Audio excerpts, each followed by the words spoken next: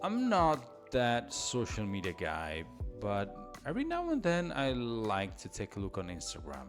It's plenty of pictures of good looking, remote, young looking remote workers who enjoy the seaside in Italy or the mountain view using their, iPad or Mac typing something about whatsoever.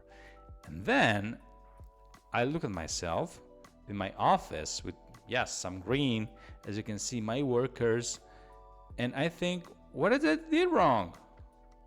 If you're lucky enough to dream about moving to Italy or actually moving here for real and starting to work remotely, you have to remember a couple of things. And yes, one is something that you're not gonna like to hear. If you're working here from Italy as an employee, first, let's see if your employer has an Italian branch, an Italian entity, and if you're receiving money through an Italian payroll. If it's the case, you're already getting the net salary, and more or less the taxes we held and the pension contributions paid on your behalf are estimated in the correct way. And yes, you're officially a tax resident if the contract is 6 months or more. On the other hand, if you're working for a foreign branch of a foreign company and the place of performance is still in Italy, you're automatically considered a tax resident if you spend more than 103 days. Or you can avoid that assumption by proving otherwise, according to the tax agreement signed by your country of origin in Italy.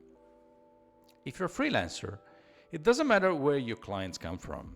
It depends where your business is mainly carried out. Once again, if it's driving from Italy for the majority of the calendar year, and this could be even less than 103 days if you like to go back and forth between several countries, okay? You must set up an Italian VAT number, known as Partita IVA.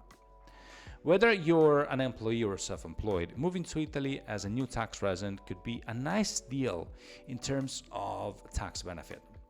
The 30 or 10% only would be considered income, following the provisions of the regime impatriati.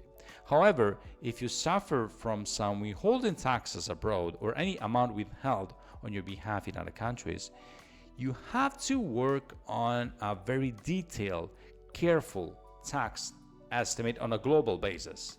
The goal is not to pay less in one country only, but to minimize the global fiscal burden.